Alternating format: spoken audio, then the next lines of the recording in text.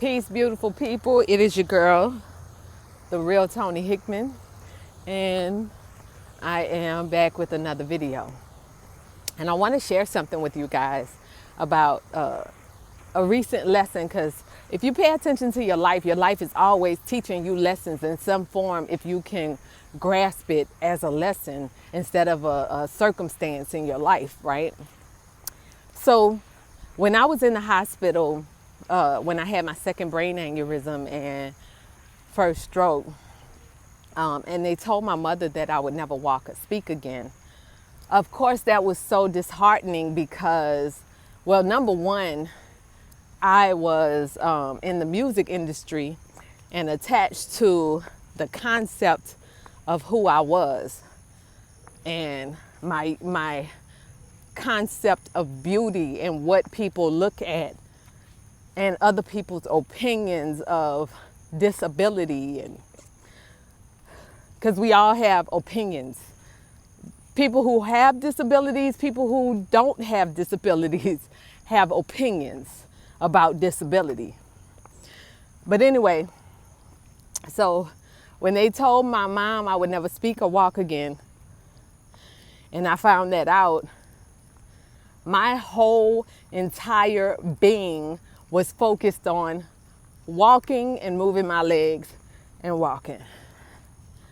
And through, sheer determination and I am not giving up,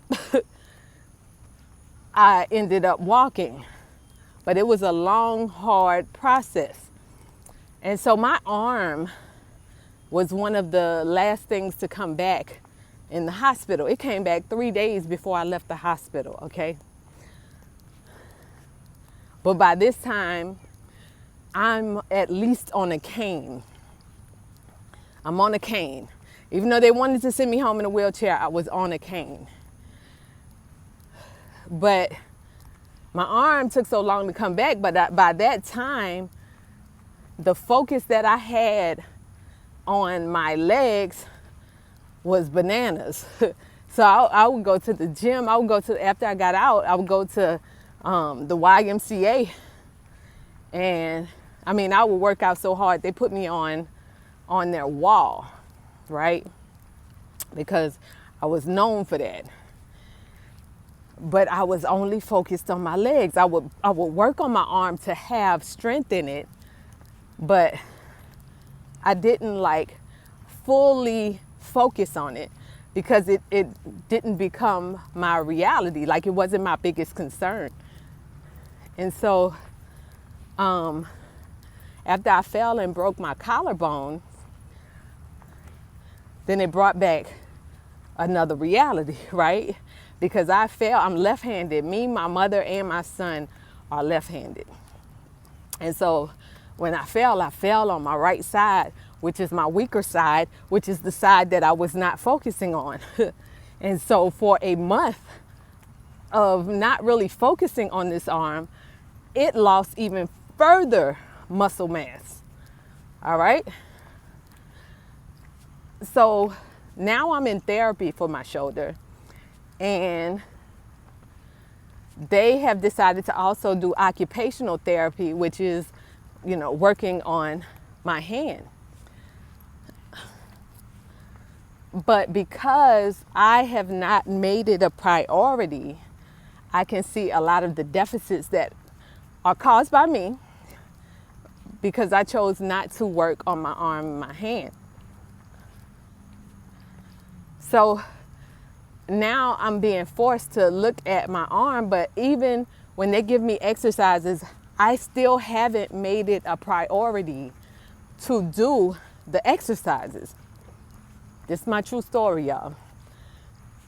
But I haven't made it a priority like I made my legs to do my exercises.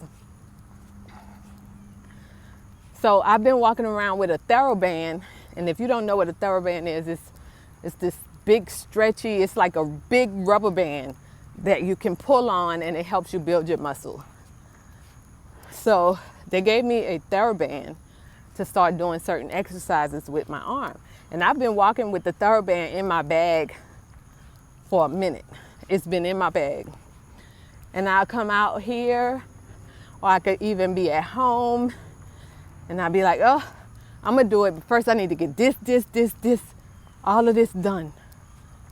I put everything else that needs to be done in front of the arm because I was so used to ignoring my arm and the importance of exercising it.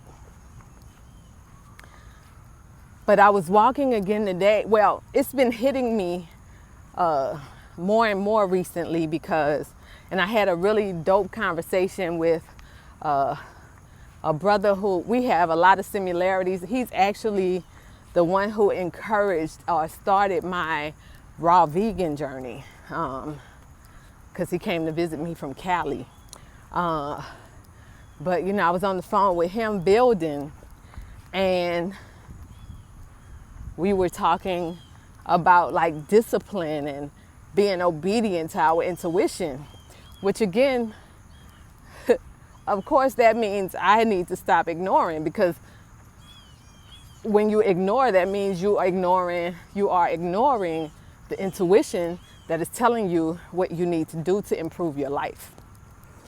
So I get around the water and I'm circling around the water, and something was in me because the message has been punching me in the face again, right? Because that's what it does. So it's been punching me in the face, and it's like, you got to get on your stuff. So I pulled the TheraBand out, and I'm standing in front of the water. Water's so beautiful. I should have took a picture because it was so beautiful. Again, the sky was reflecting on the water. And I pulled the TheraBand out, and I started doing the exercises that they wanted me to do with the TheraBand.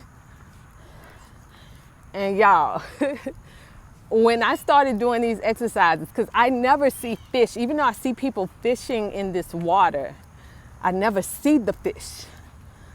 So a big fish jumped out of the water twice when I started exercising.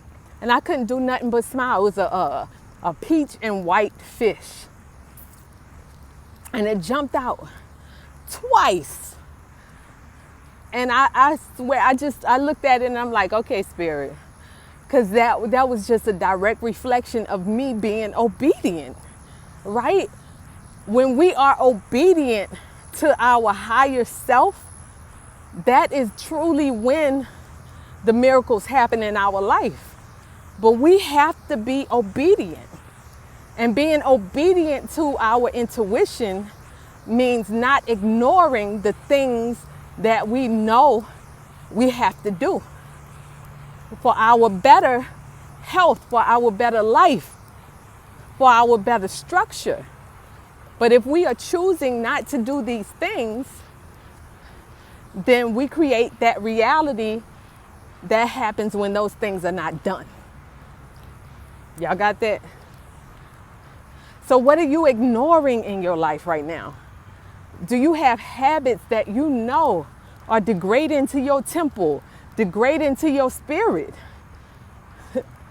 And you're ignoring, even though your body is talking to you, your spirit is talking to you and telling you, look, this got to stop. And if this doesn't stop, then you don't expand. How does that work? Like, how are you making changes in your life to become better, to become that better version of you? Because it's so easy for us to get stuck in this identity and get stuck in these habits that we've created for ourselves. And those habits are no longer serving us. They're no longer serving us. Like, I can run now. My run is not perfectly done, but I can run. And I'm going to start it again soon. I just, the fear of falling again would come over me. But I've built my legs back up so much that I'm going to start trying it again. Or doing it again. But The reality is, I don't want to be the reason that I fail at anything, that I don't accomplish. Because at the end of the day, it is because of our own doing that we have less. What are you ignoring in your life? What things do you need to get done? What things do you fear that you have not faced? Face them. And whatever happens is for you. Whatever the outcome is, if you get over the fear and realize that whatever the outcome is of whatever situation you are ignoring, is something that's going to make you better, then you have won still. And see, I'm telling y'all this because it's a message that has been coming to me. That message of growing into my God self. And for me, growing into your God self means allowing your intuition to lead over everything. And wherever it leads you may look scary, unknown, but if you are meant to go this route, then there is an outcome for you.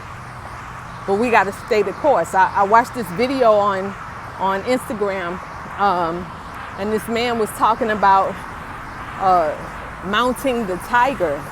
And I'm sorry, I can't remember his name, but he was saying about mounting the tiger and how when our purpose mounts us, we have to do it or we suffer the consequences. So that means ignoring your intuition, ignoring the signs that are happening, even though it may seem painful. Because ultimately, it still makes you a better person.